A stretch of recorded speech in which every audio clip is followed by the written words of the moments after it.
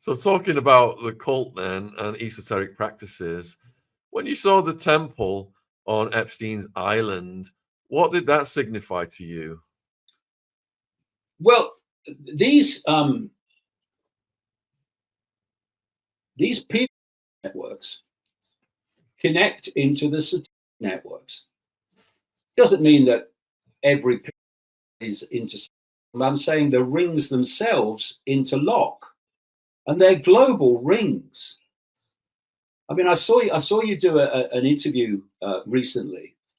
She didn't believe that it was a unified organization. Well, that's what Ian Carroll said on the Rogan show. It's not a. What did he say? Let me get it right. I don't want to misquote him. It's not like it's literally a cabal of shadowy Jews around one table. It's just an alignment of many different interests, different families, different corporations, different bankers or organized crime groups, all sort of playing games for power. And these guys have that much power, and those guys have that much power, and interests tend to align. Bullshit. This is a highly organized cult, but it's fiercely compartmentalized. So the vast majority of people who are in the secret societies do not know what they're part of.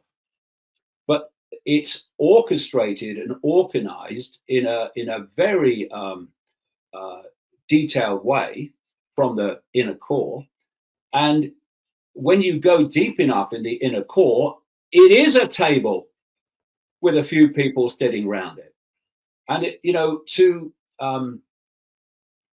to put into context the satanic and bar rings, we need to go way, way beyond Trump or Harris or politics or what the mainstream alternative media, the MAGA media, go on and on about.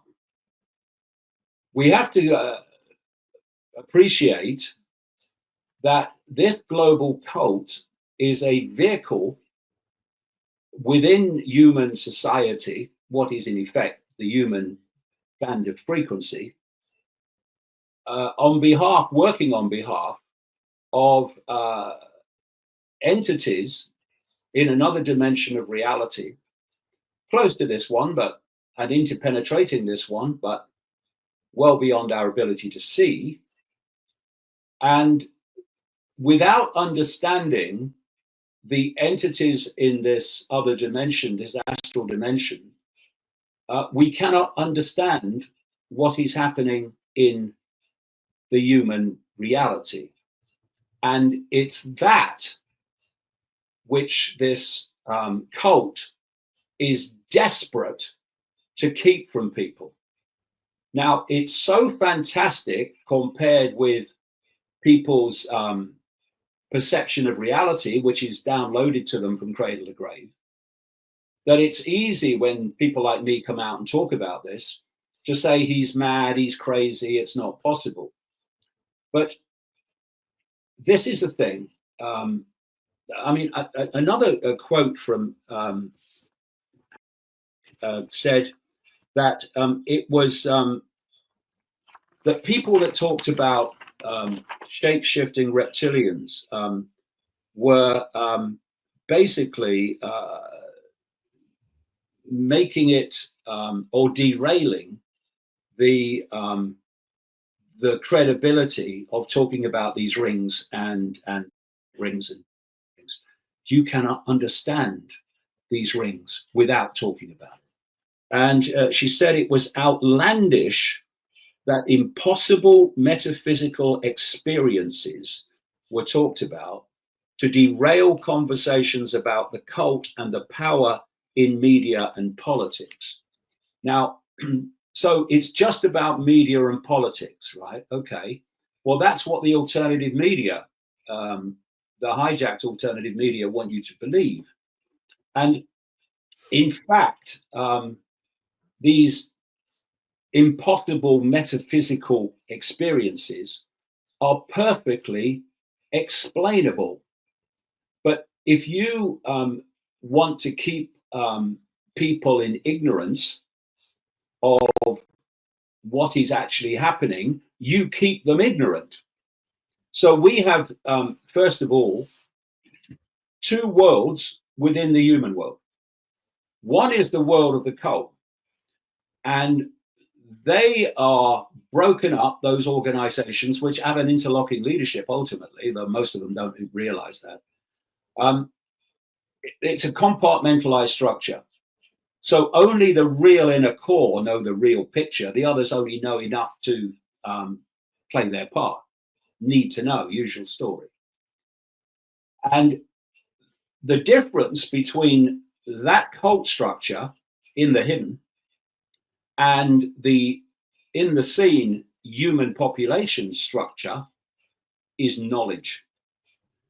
The secret society structure passes on at the highest level very advanced knowledge, about the agenda for humanity going into this AI dystopia, but crucially about the nature of reality itself and the illusory nature of physical reality, because it is. You've only got to look into quantum physics to see that. And that same cult in America, through the Rockefeller family, very much involved in it, and others, created the American education system. So this code that passes on highly advanced knowledge through its structure in secret is also the creator of the methods of communication and information and the sources of it that the population get their information from. So they created the education system. They own the media. They have moved in on the alternative media in as I talked about, because if you're after the MAGA, it's no good using your old method of going through the mainstream media, because the MAGA don't trust it. Quite the opposite. So you look at the sources of information that the MAGA, the potential pushbackers, not least on the AI agenda, get their information from, and you target that. You say, well, they get their information from the alternative media. Okay, well, we'll move in on that then. And they'll think they're being told the truth when they're being diverted into cul-de-sacs that'll take them nowhere. So you control the sources of information that the public form their perceptions from, and you make sure that that is squeezed. Especially, you want to squeeze their sense of the possible, because if you can hold and limit their sense of the possible, then when people like me come out and say this is what's happening, they'll say that's not possible. You're mad.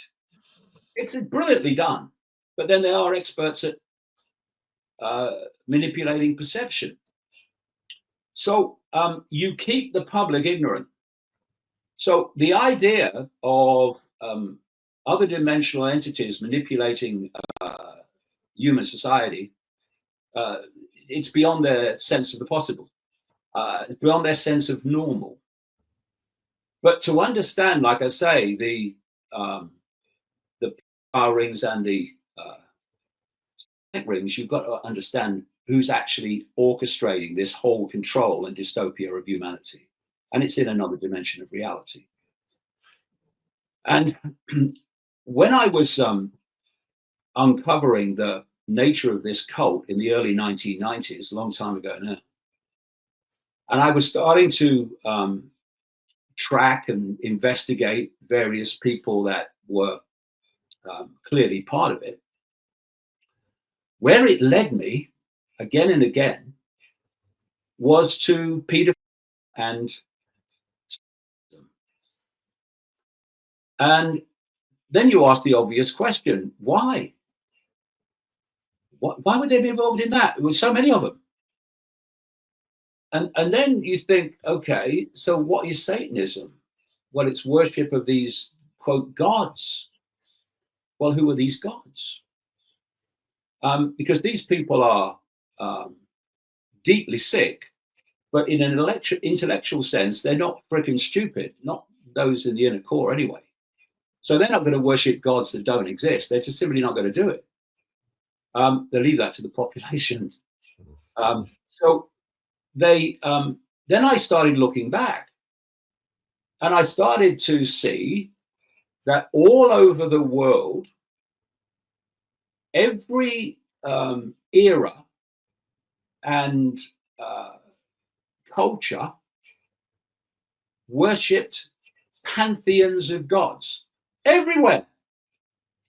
So you see things like the Greek pantheon, Zeus and so on, and you say, okay, I've heard of that, but they're everywhere. But they're everywhere under different names, because different communities, different cultures, obviously call these gods different names.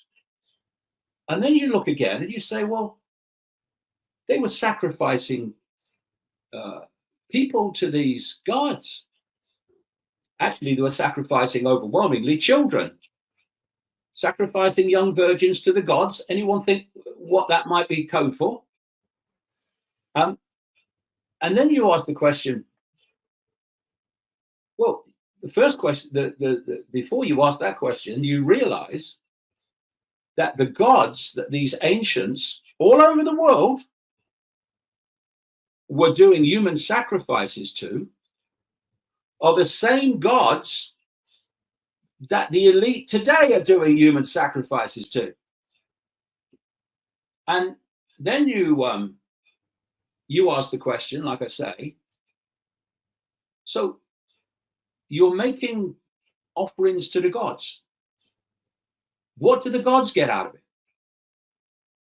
And then big pennies start to drop. The whole banking system start to drop.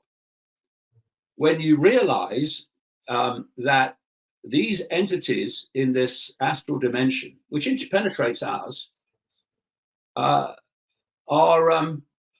feeding off low vibrational human energy. It's well known by mainstream science that every time we think, every time we feel emotion, we generate an energy, a frequency. And that frequency relates to the nature of the thought and the nature of the emotion.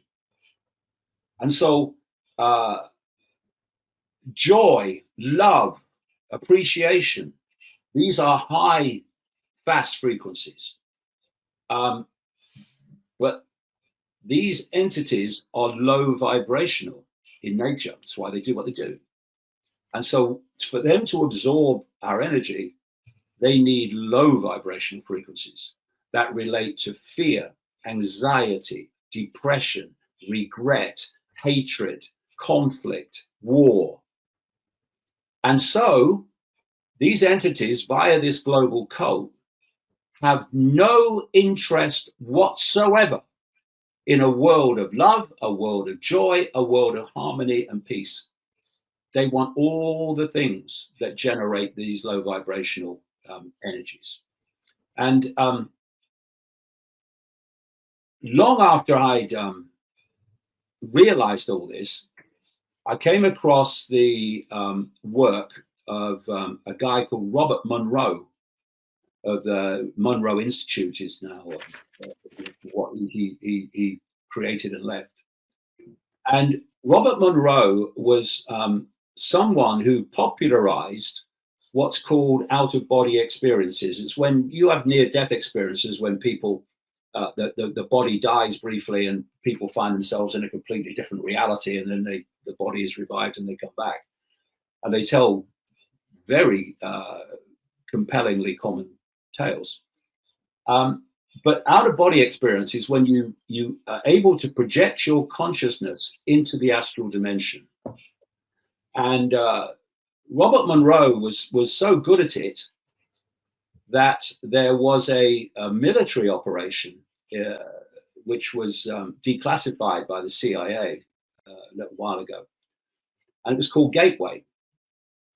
And what they did is got together Robert Monroe and other people who had this astral projection ability, and they did a study on them and what they saw. And they went into the they would project into this astral dimension and then come back and say what they saw, and it would all be written down. You can go on the internet, put in Gateway Project Robert Monroe, and you'll see the background. And they saw in the astral so many reptilian entities that they actually gave them a name in the Gateway Project, the alligators.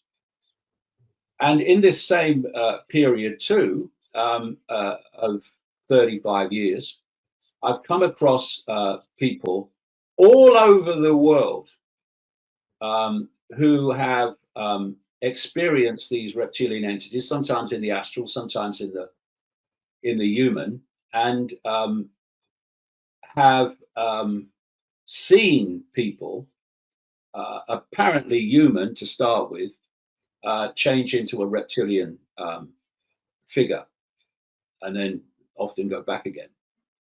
And I've been putting this together, this evidence together now since 1996. And I've talked to hundreds of people who have had this experience from all walks of life and backgrounds. And then you look at the ancient tales from the ancient societies, and they're telling the same story of reptilian entities. I mean, the worship of the reptile is the oldest form of known human worship, going back tens of thousands of years.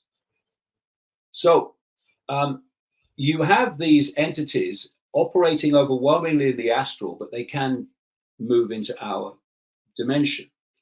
And I've said many times that every child should be told at the earliest time they can grasp it, that when they look through their eyes, they're not seeing everything that exists in the space they're looking at. They're seeing a narrow band of frequency. And anything outside that band of frequency that's operating in the same space, they can't see, which is why we can't see the astral. So according to mainstream science, the electromagnetic spectrum, which is basically human experience reality, is 0.005% of what exists in the universe in terms of energy in its different forms. Some say it's as high as 0.5. Doesn't matter, it's tiny. Visible light, which is the only band of frequency that we can see, everyone watching this now is seeing within that visible light frequency, is a smear of the 0.005%. So humans are basically blind because this vehicle will only decode that frequency band, which is why that's all we can see. So when a UFO or an entity enters visible light, to the observer, it's appeared out of nowhere. And when it goes out of visible light, it just disappeared into nowhere. Neither has happened. It's left the band of frequency that we can decode into visual reality. So that's why, that's the answer to the question you get asked all the time over the years. Well, if these reptilians exist, why can't we see them? Well, they do appear in this reality, and people have talked about them and their experiences with them, but overwhelmingly they're operating outside of human visible light, the visible frequency band. So they are feeding off this low vibrational human energy. That's what Robert Monroe and others in the Gateway Project, and others who have done the same, who I've spoken to, That's what they say they ascertained in the astral dimension, and there's lots and lots and lots of more evidence in the human world for what I'm talking about as well, which I've covered in the books. And so we have to keep being manipulated into low vibrational emotional and mental states to produce what Robert Monroe called loosh, this low vibrational energy for these entities. Because when someone's in a low vibrational, anxious, fearful state, you can see it on their face, you can see it in their body language. What you can't see outside visible light is the energy they're giving off as a result of those mental and emotional states, because that energy is going into the astral dimension. That's why we can't see it. And they're feeding off it. The more turmoil, war, conflict, suffering, deprivation, the better. That's why the world is as it is and always has been. Imagine the bloody banquet that's happening day after day in bloody Gaza as a result of these people. Is that why Boris Johnson scuppered the peace deal with Ukraine and we've had over 1 million Ukrainians die, blood sacrificed? Well, in terms of Boris Johnson, I mean, you know, is there life on Boris Johnson? I see no evidence. He might have been a vehicle for it, and in some ways he will maybe know some levels of this, but he's a gopher. All these politicians are gophers for this cult. They don't put themselves on public display. They're the orchestrators. Last thing they want to do. So then we go back then to the sacrifice, the satanic rituals. Why were they sacrificing to the gods in the ancient world? And then when it became unacceptable to the population, they do it secretly ever since. What do the gods get out of it? Well, they get out of it low vibrational energy of a very powerful kind. I've talked to people all over the world again who have taken part in these rituals, often against their will, and sometimes eventually they've seen the bloody light. And they tell me, first of all, that the rituals are basically ancient rituals, which they still repeat today, because it has the vibrational energetic impact and which they want, and so why would you change it? They've told me how in the major rituals that these non-human entities, often reptilian, but not always, but non-human, manifest in the rituals, because a lot of these rituals, especially the major ones, take place on the vortex points. You know, we have this ley line system, which is part of a much greater universal system of energetic lines and electrical, electromagnetic forces. And where these lines cross, where two lines cross, you get a little vortex. And where massive number of lines cross, you get a massive vortex. And what these vortexes do, the big ones, is they thin out the energetic frequency difference between the human reality and the astral reality, which allows these entities, not necessarily for very long, but to slip through this conduit into the ritual. And so what are they doing? They are terrifying the victim. Imagine you're a little bloody kid going through this. These people have no empathy. They're just software programs. They have no what we would call human emotion. That's why they do what they do. They're psychopaths. You look at the super psychopaths. You look at the so-called hair test of a psychopath, named after the guy that basically invented it. The hair test is a list of traits, and if you have enough of them, you're a psychopath. And the top 2 traits: lack of empathy, unable to put yourself in the situation you're making other people suffer, and lack of compassion, deleted compassion, no compassion. These people are literally software programs. And if you put a software program in a computer and you tell it to do something, it will do it. It won't say, well, hold on a minute, mate. No, it will just do it. This is what these people are. They're software programs. And so they're terrifying the victim. And terror is a very, very powerful low vibrational energy. And while the Satanists in our reality are conducting the ritual, these entities, I guess almost all of them don't manifest, 1 or 2 do, but they're in this astral dimension, overseeing it, sharing the same space. And as the terror comes off the victim, they're feeding off it. And this is happening all over the world.